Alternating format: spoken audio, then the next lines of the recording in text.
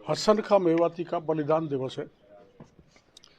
उसमें मेवात में एक सभा रखी है जिसमें मैं शरीक होने के लिए आया हूँ। और आपको पता होगा कि राणा सांगा के साथ उन्होंने युद्ध लड़ा था और युद्ध के मैदान में वो शहीद हो गए थे। आक्रामकों से जिसने युद्ध लड़ा, राष्ट्रभक्ति का भाव जिसके दिलो दिमाग में था, उसकी जयंती पे मेरे समाज के भाइयों ने बुलाया है। वो इतिहास पुरुष थे। और नसरू जी ने कुछ ऐसे लोग बुलाए हैं जो साइबर क्राइम में इन्वॉल्व नहीं है, उनका कोई लेना देना नहीं है। उनको पुलिस और दलाल यातना देकर लूट रहे हैं, जिसके प्रमाण सबूत आपके सामने नसरू जी ने पेश किए हैं। मैं गृहमंत्री से और मुख्यमंत्री जी से मिलूंगा और मांग करूंगा कि कोई भी दोषी है, दोषी को किसी को मत बख्शो, किसी को मत छोड़ो, लेकिन निर्दोष उन गरीबों को मत मारो जिनके पास न कोई धंधा है, उनसे हजारों लाखों रुपए इकट्ठे किए जा रहे हैं। ये क्रम रुकना चाहिए। अपराधी की कोई जाति नहीं होती। मेरा बयान कोई अपराधी को बचाने के लिए नहीं है, लेकिन निर्दोष फंसे नहीं और दोषी बचे नहीं। जैसा नसरू जी कह रहे हैं, जो साइबर का बड़ा कारोबार करते हैं, उन पर पुलिस हाथ नहीं डाल रही। इसकी जांच करवाई जाएगी मुख्यमंत्री जी से कह के। और निर्दोष लोगों को उलझाया है, फंसाया है, उनको बर्बाद किया है, पैसा लिया है, उस पक्ष की भी जांच करा के दोषियों को दंडित करवाएंगे। सारी शिकायतें एक ही थाने से आ रही हैं, जबकि मेवात और साइबर ठगी के तो कई इलाके। हाँ, ये दरअसल में हो सकता है वहाँ साइबर क्रिमिनल ज़्यादा हो और पुलिस ने अभियान चलाया हो और उस दृष्टि से वहाँ इंटेंसिव कार्रवाई हुई हो। बाकी के क्षेत्र में मेरा जाना नहीं हुआ, क्या कामा में हो रहा है, क्या डीग में हो रहा है, क्या रामगढ़ में हो रहा है। ये तो मेरे को जानकारी कल रात को मिली थी, इसलिए मैंने नसरू जी को कहा था कि निर्दोष लोगों के बार लाओ, मैं सुनूं और सच्चाई ऊपर तक रखूं। ये सच्चाई मीडिया के सामने नसरू जी ने रखी है, पीड़ित पक्ष ने भी रखी है, तो ये तो नहीं होना चाहिए।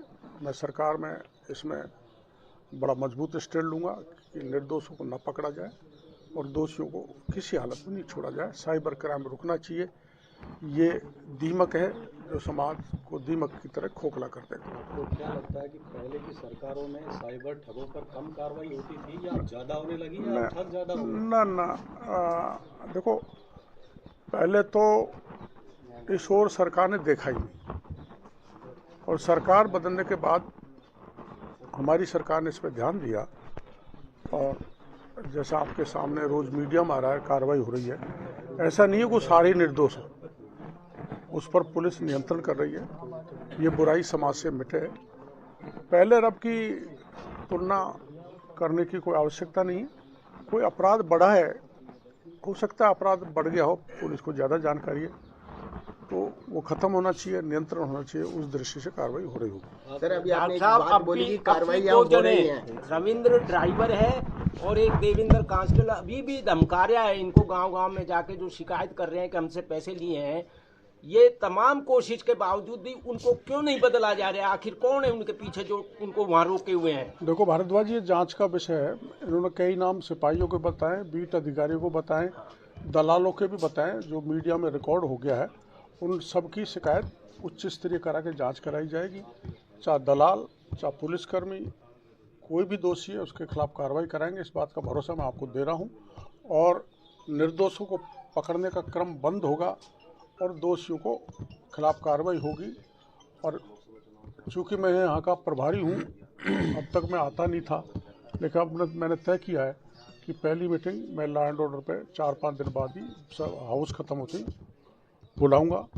और बाकी के मैं खुद ऐसे पीड़ित पक्षों के घर भी जाऊंगा, इसमें कोई गुरेज नहीं है। सर, अभी आपने एक शब्द बोला है कार्रवाइयाँ हो रही हैं। आपने बहुत बड़ा आंदोलन किया था जब विपक्ष में थे एसआई भर्ती को लेकर, लेकिन और ना तो उस भर्ती को निरस्त किया गया है। ये बात सही है कि कई बार इस तरीके का भी एक बयान आया था कि भाई मगरमच्छों को छोड़ा नहीं जाएगा। क्या मछलियां ही मारी गई हैं अभी तक? मगरमच्छों के दबाव में सरकार कार्य कर रही है। सही है कि पिछले राज्य में 18 में से 17 पेपर लीक हुए, जिसमें सब इंस्पेक्टर का भी हुआ था।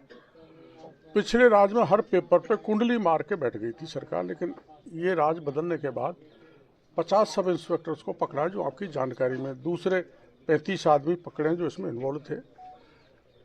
लेकिन एक बात का वेदना मेरे को भी है कि परीक्षा पेपर रद्द करने की दृष्टि से एसओजी ने कह दिया, पुलिस हेडक्वार्टर ने कह दिया, एडवोकेट जनरल ने भी रिपोर्ट दे दी, कैबिनेट सब कमेटी में दे दी, उसके बाद भी पेपर रद्द नहीं हो रहा।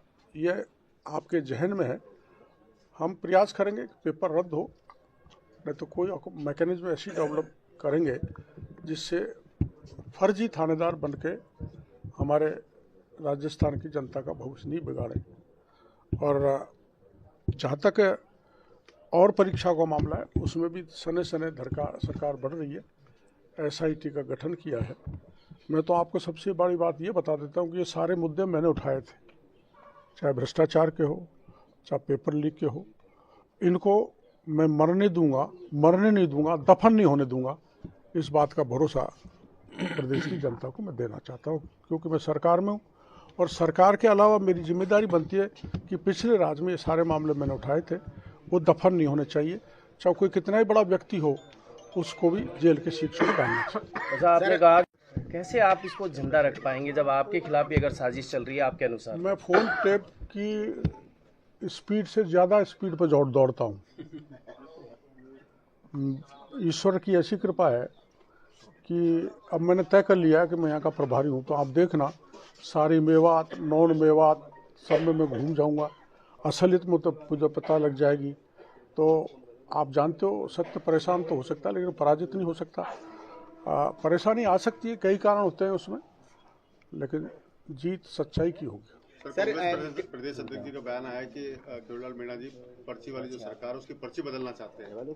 ऐसा कुछ नहीं है। देखो, मेरी बात सुनो, मेरे स्वभाव में है कोई दीन दुखी किसी प्रकार का व्यक्ति आए, चाहे सरकार में रहूँ चाहे सरकार के बाहर रहूँ, उसके मामले को अंतिम परिणाम तक पहुँचाना। जैसे कल आपके यहाँ इलाके की वो महिला गई थी मेरे पास, सुरेंद्र सिंह, जो एसआई मुख्यमंत्री जी की सुरक्षा में थे, उनकी डेथ हो गई। एक तरह से वो शहीद है मेरी नज़र में।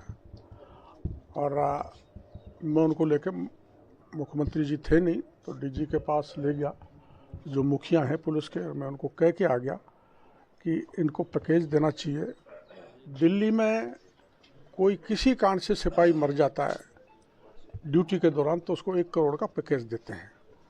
तो उस लाइन पे पैकेज दी जाए, पीड़ित को नौकरी भी दी जाए। आखिर में ये अपना पेट पालन कैसे करेगी, ये मैं डीजी साहब से कह के आया हूँ। तो मैं तो कोई गरीब दीनहीन सरकार है तो भी वो ध्यान आकर्षित करने की दृष्टि से सरकार तक बात पहुँचाता रहता हूँ। और आवश्यकता पड़ेगी तो और भी मैं उस पर जा सकता हूँ आगे तक। मेरा कोई ये राइडर नहीं है कि मैं लक्ष्मण रेखा को नहीं कूदूं। सर, अभी अलवर में देखा जाए तो भूमाफिया बड़े सक्रिय हैं, जो सरकारी जमीनों को भी बेचान कर रहे हैं। यहाँ तक बहाव क्षेत्र, नदी नाले सबको बेच रहे हैं। और यूआईटी खुद ये कह रही है कि हमें जाब्ता नहीं मिल पा रहा, इसलिए हम खाली कराने में असमर्थ हैं। कि सरकार देखो, एक उदाहरण मैं आपको अलवर का दूंगा। मेरे खुद के विभाग की 50-60 करोड़ की प्रॉपर्टी थी हॉर्टिकल्चर यहाँ पर अलवर में। वो 6 करोड़ में ऑक्शन हो गई, भूमाफियाओं ने ले ली थी। मेरी निगाह में आया तो मैंने उसको निरस्त करा दिया। अब आप मेरे निगाह में डालोगे कहाँ कौन सरकार की एजेंसी गड़बड़ कर रही है, और मैं भी जानकारी लूँगा दूसरे सोर्सेज से। कोई कितना ही बड़ा व्यक्ति क्यों नहीं हो, उसके खिलाफ कार्रवाई करेंगे। मेरे को पता है कुछ पिछले राज के लोग और छोटे भैया हमारे भी ये गोरख धंधा कर रहे हैं, जिससे पूरा अलवर शहर त्रस्त है, परेशान है। सरकारी ज़मीन पर तो किसी न किसी प्रकार से कब्जा होना ही नहीं चाहिए। इसमें तो दोनों पार्टी के मिले हुए हैं सर। जो प्रॉपर्टी खरीद रहे हैं बीजेपी के भी है और कांग्रेस के भी है। ये मेरे को पता नहीं। राजगढ़ में खरीदी है मील। तो आटा तो दो पार्टों से ही बनता है, वो तो मामला सफलता तो तभी मिलती है, तो उसका पता करके कार्रवाई कराएंगे कोई भी।